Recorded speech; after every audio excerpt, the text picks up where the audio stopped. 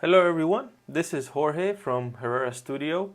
Today I'm going to do a long-awaited video of how to lay out a house, how to make a floor plan for a primary residence, and we're going to just be going over the very basics of it. The first thing you want to do is ask yourself, is your master bedroom on the main level or is your master bedroom on the upper level? Now, why is that question so important? Well, if your master bedroom is on the first level, what you're going to end up with is your main living areas are going to be in this quadrant, which means kitchen, dining, mudroom, great room, and then your primary bedroom is going to be on this wing that is also on the first floor.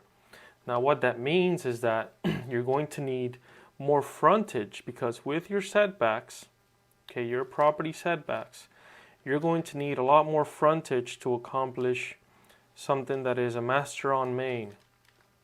Now perhaps you have a large property and that's no issue. Remember, we still also need room for the garage and all that stuff on that first level footprint. So master on main or primary bedroom on main means that you need a larger lot to build on. Now, if your primary bedroom is upstairs, that changes things, because now your first level can be as narrow as 32, 34 feet, maybe even 36, depending on your setbacks and the size of your lot. And what we're going to want to make sure is that we have a location for a staircase to get you upstairs, and so on. So a ranch style house would be the previous model. A two-story house will definitely have to be this model, where your primary bedroom is going to be upstairs. And then this means that if your lot is, could be 50 feet, give or take, you can still fit this house on that lot. Now, once we've determined whether your primary bedroom is on main or on the upper level, at that point, we've got question number 1 down. We go to question number 2. And question number 2 is your great room, let's assume your great room in this plan is this. Your great room on this one is the back end of the house. Is that room double height? So that's question number 2. Why is that question so key in determining the layout of your house? Because if your great room is double height, that means that upstairs I am not able to go over that space. So let's show you what that looks like. On a floor plan where the primary bedroom is on the main level, I'm able to go over any of these spaces. And if I have a bigger lot and my garage is out here, I can go over the garage. Usually ends up being some kind of bonus room that goes over the garage, but you can certainly go over the garage with conditioned space, but you cannot go over that great room because that is a double height space. Same thing happens here. If your primary bedroom is upstairs and you want a double height great room, the way I've solved for this is I've put my primary bedroom sort of on one of the sides on that second level, and then had my great room be here, so that my primary bedroom, pretty much by the time you have a his and hers closet, it's a nice big primary bath and all that, this is your master suite, and this is your staircase, and then you've got enough room here to flank another 1 and 2 bedrooms. If you're on this type of plan, well, you have a lot more room to play with. You can get 1, 2, 3 bedrooms, a bonus room, and then some nice loft space, or probably even fit some additional things up here like laundries, offices, things like that. So those are the first 2 things you want to establish when deciding how to lay out your home. After you get through these 2, it really becomes more and more detailed, and the plans really branch off into where they become very, very different. So, for example, another question then, question number 3 might be, how many bedrooms? right? So is it 3 bedrooms or 4 bedrooms upstairs? And that's going to help determine what that footprint looks like. You know, if I have a very narrow plan like this and the client wants 4 bedrooms upstairs, well, to be honest, I'm first going to say, look, we're going to end up squeezing a lot of the closets and bathrooms in these other bedrooms.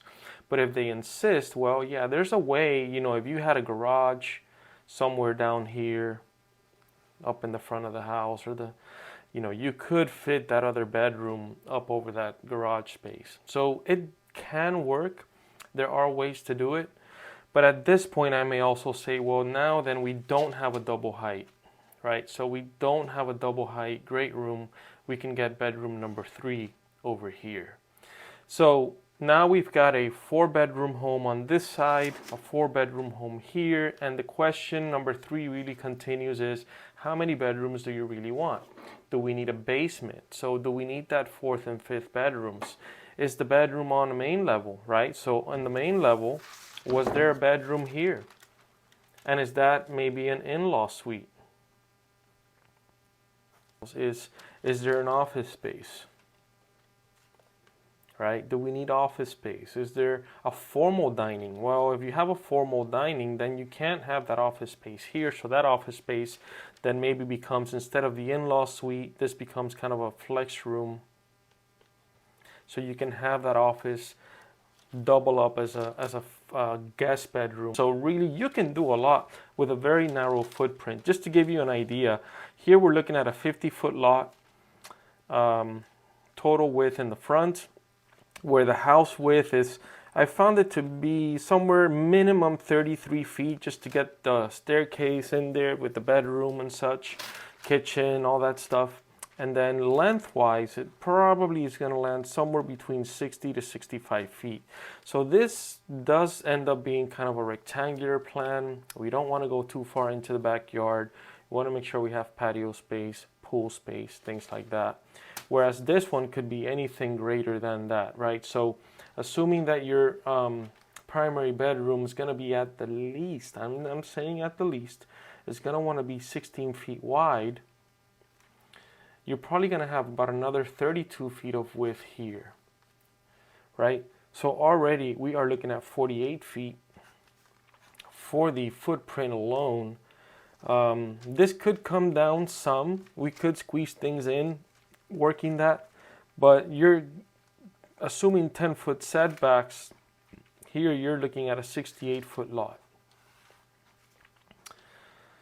So master or primary bedroom on main could work with a lot that's not necessarily 80 or 100 feet. We still have driveways. We've got a garage. We've got all these other things we want to be abundant with and make work well. So another thing to note is you want that primary bedroom to always face the rear of the house, so that the views of your backyard and your privacy and the larger amount of windows and glass are facing the back. And you want those more private spaces like your powder room, laundry, closets, restrooms, bathrooms. You want that on the front of the house where you'll have less windows facing the street. Once you get through these 1 through sort of 3 or 4 initial questions and decisions, you're really able to expand on how to design this floor plan and get into all the other fun details and spaces that you want to add to your home. I know I'm not the best person at editing these videos, but if you liked it, if you like the content, go ahead and give me a like on this video, share it, subscribe, whatever you like to do, and I'll be sure to add more videos like it, perhaps expand on this very concept of how to design and how to lay out your house.